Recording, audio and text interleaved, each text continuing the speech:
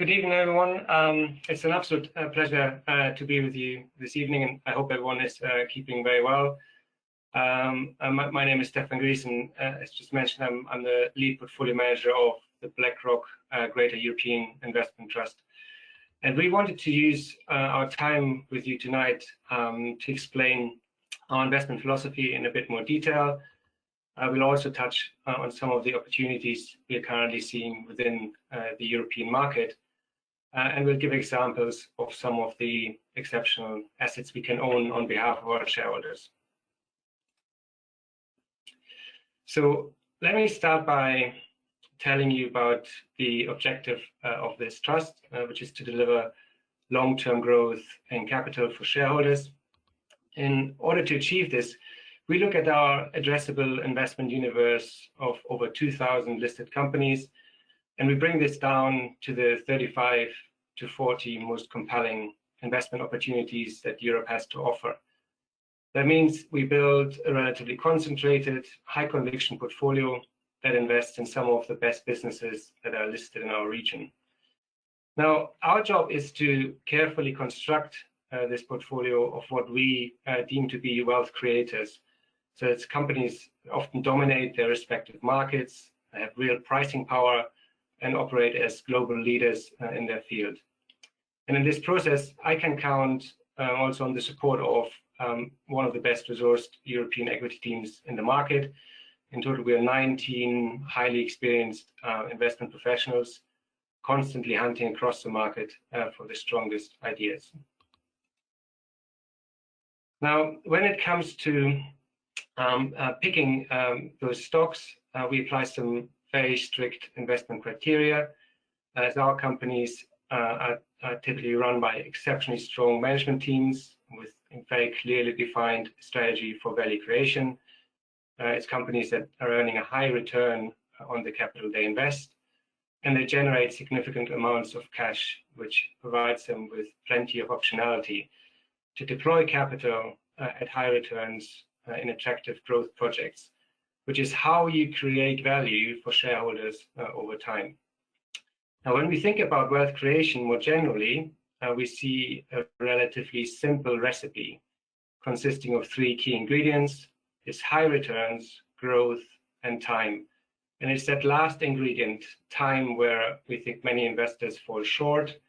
And that is, unless you take a long-term approach to investing, your shareholders will not participate in the value creation our companies are able to deliver. And what we aim for is to carefully select businesses that have something unique about them. It could be their brand, the type of product they sell, or the contract structure under which they are being sold. And we focus on those as we believe this gives us the best chance of delivering on that investment objective of creating long-term growth and capital for shareholders. Now, when it comes to taking that longer-term view, we think it's quite instructive how investors react to different macro circumstances and news flow. And for anyone who's involved in financial markets, it is clear that each and every year there is something to worry about. And each year you find a prevailing macro narrative that tempts you to change the composition of your portfolio. 2020 was really no different in that regard. It was, of course, more tragic with regards to the scale and impact the pandemic had on society and the economy overall. But from an investor's perspective, it posed a real test to an investment philosophy and approach, as many investors would have changed their funds in a material way when news of the pandemic first hit. Now, our approach is slightly different. We don't really start with a macro view. Our view of the world is formed from the bottom up. And as a team, we conduct over 1,500 company meetings every year. And it's in those interactions with management teams across lots of different industries and companies that drive our investment decisions. And as active stock pickers, we focus pretty much all of our research hours on identifying businesses that have the potential to significantly outgrow the market. And in that context, we carefully think about the end markets and income streams we're tapping into. For example, selling some of your more cyclically exposed holdings like semiconductor companies in March 2020, when the world, for a short period seemed to be falling apart, would have been a really big mistake. It took the world until early June last year to work out that many of the end markets these companies deliver into were starting to recover.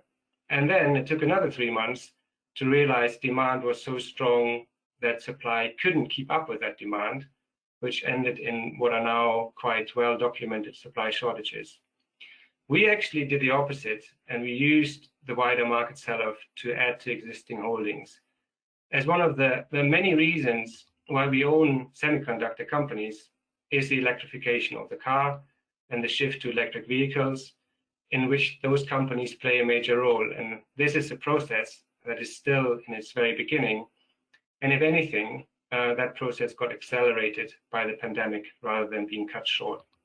So ultimately, we want to ensure that those income streams we tap into lend themselves to high and sustainable growth at attractive returns, as this not only ensures that we see value creation over time, but it also means we can own these assets on behalf of our shareholders on a multi-year basis.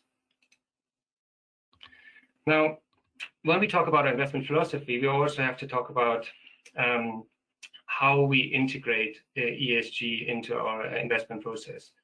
The first thing to say is that our investment criteria naturally lend themselves to owning companies that score well from an ESG perspective, as we tend to own great companies.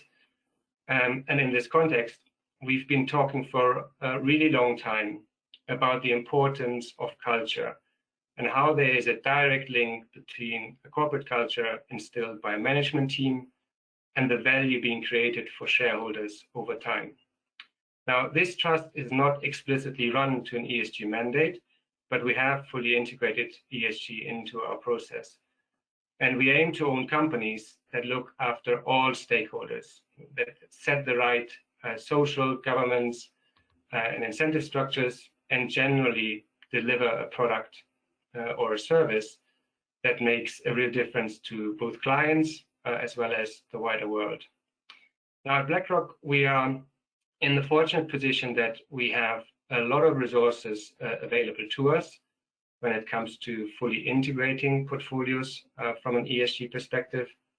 We have one of the largest corporate stewardship teams in the market, engaging with boards on topics like pay, assessing environmental risks, as well as their general corporate strategy, including capital allocation. We also own a proprietary technology platform called Aladdin that allows us to consume sustainability-related data pretty much in real time, which lets us again gain a clear understanding of ESG risk characteristic at both the company and the portfolio level. And we also have a sustainable investing team that undertakes research on sustainable topics in a broader sense. Now, if you combine all of these data inputs with the deep industry and company expertise we hold within our team, we are in a very strong position to engage with companies, and we can push for change where it is required. Now, ultimately, we do all of this with the goal of improving risk-adjusted returns for our clients by incorporating ESG-related information into our decision-making process. Now, when it comes to ESG more broadly, we believe it's one of the areas where Europe as a region is truly differentiated from the rest of the world. And this is because Europe has long been acting as one of the global leaders when it comes to sustainability initiatives. And the good news here is that as investors in Europe, we can capture those strong secular trends through some of the companies we own in this trust, as they often leading in areas like improving energy efficiency of buildings, renewable fuels, or decarbonization of transport, and again, the shift to electric vehicles, which are all areas that Europe has decided to direct its spend towards. And when we think about fiscal stimulus spend in Europe, what we find interesting is that this spending is yet to materialize. So contrary to the US, where a lot of the stimulus already happened in 2020, European GDP should see support from fiscal spend from 2022 and 2023 onwards. Now, we are naturally skeptical when it comes to the impact those type of programs can have on earnings and cash flows of businesses we own. But when we look at both the European Green Deal and the European Recovery Fund, we find sizable investment plans and a large part of the spending going towards climate initiatives with a particular focus on renovation and refurbishing of the existing building stock, as well as investment into digital transition to make the European economy more competitive. And what this does for our companies is that some of the long duration income streams we are already invested in have the potential to be enhanced even more by this investment coming from the European Union in future years. A good example of a beneficiary of Europe's future investment into its existing building stock is Swiss-listed Sika. Sika, we've been owning for quite a long time. It's a global leader in construction and industrial chemicals. It provides solutions for sealing, insulating, bonding, and protecting load-bearing building structures. And its products are often used in large infrastructure projects, which position it really nicely to capture some of the trillions of dollars we are seeing in post-pandemic infrastructure spend globally. This company is also a bit of an innovation powerhouse that has a really well-diversified and innovative product portfolio, as well as quite a powerful distribution network across all of the regions it operates in, and Sika operates in over 100 countries. And therefore, on construction sites across the world, Sika's products can drive material cost savings for its customers by improving workability of materials like concrete, while at the same time also materially reducing water usage. But more importantly, for Sika, the refurbishment and modernization business already account for 50% of sales. And this contribution comes at a much higher margin, leaving it really well exposed to some of these initiatives coming out of the European Green Deal. In other parts of the group, Sika also has a leading position in the supply of noise dampening material and bonding agents that are being used in the manufacture of electric vehicles. And when we look across Sika's portfolio overall and its end markets, we can see they're all still relatively fragmented, leaving plenty of room for the business to continue to take market share and to significantly outgrow the market overall.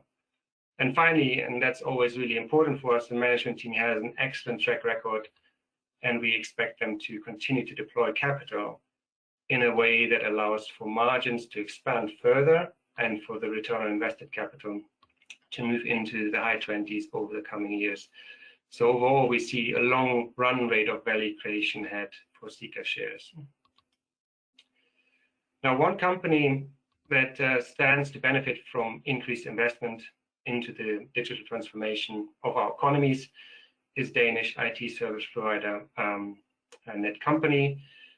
This business was founded by its current CEO in the year 2000, so quite a long time ago now.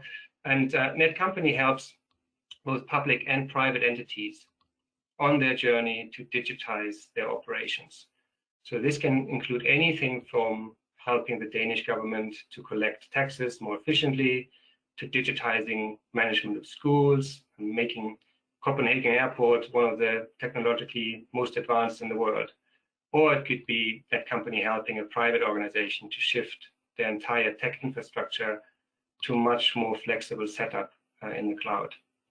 Now, Denmark is its home market. Right now, it's accounting for 3/4 of group earnings, but Netcompany overall operates in 4 countries, and we see particularly the newer regions offering large new addressable markets with very material opportunities for growth.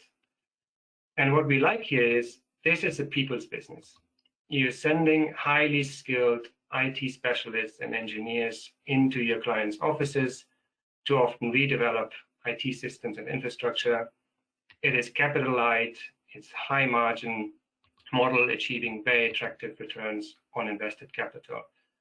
And when you combine that with a high growth on offer, and that company, even in a year like 2020, grew 20% organically, it makes the perfect combination for long-term value creation. And overall, one of the best bits of our job really is to find some of these exceptional businesses early and grow with them over time. And we think Netcompany firmly falls into that category. It hasn't been listed on the stock market for very long. It isn't that well covered by sell-side analysts. And as a result, we see the potential for plenty of growth in its market cap yet to come in future years. Now, a further example of a business we've actually discovered quite a number of years ago now, we've owned for 6 or 7 years, is a Swiss company called Lonza.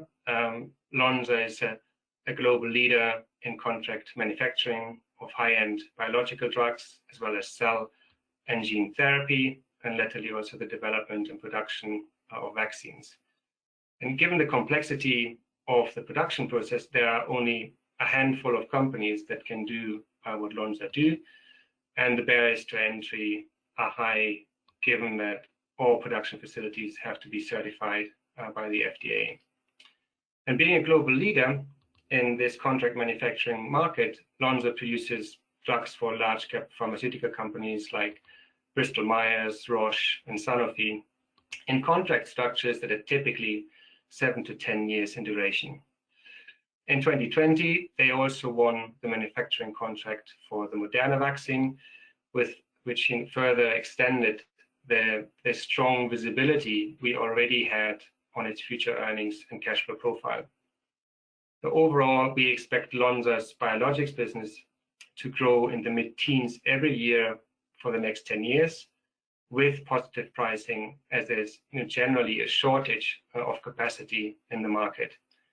In fact, we had the management recently communicating to the market that pretty much all of its global production sites are now sold out, which is why we like to refer to this company sometimes also as an order book company. And that is, once you have secured production capacity with Lonza, you're very unlikely to give it up again, as you'll never get those production lines back, which is where the pricing power for the company is coming from. And in our team, we strongly believe that good things can happen to companies that have pricing power. We've got lots of them in the portfolio, and Lonza is, again, one of those companies, which means that any growth they deliver should be value-enhancing growth going forward. So what we're showing here is just a brief overview of some of the key features of this trust. We've talked about running a relatively concentrated portfolio. So you can see here we can own between 30 and 70 stocks, but we are very much centered towards the bottom end with currently around 39 holdings in the fund. And given this is an investment trust, we can also apply a small degree of gearing to maximize returns when we think the opportunity set is right to do so. Ultimately, our approach to running this trust is that once we have identified a winning franchise in Europe, we build conviction positions that we size large and we run them to let the value creation come through over time. What we also target is for the portfolio performance to be driven by many different companies in different industries, which in industry jargon, we sometimes refer to as seeking diversified sources of alpha. Finally, for this trust, we can also run a small allocation to emerging European assets, which offer access to some very attractively valued and often also fast-growing companies. And then to finish off, just maybe a brief word on performance. Performance has been decent. Quite frankly, I don't think we would have been asked to present to you this evening if we'd done a poor job for our clients. But more importantly, when it comes to performance, we believe we can deliver the best results for investors in our trust over the medium to longer term.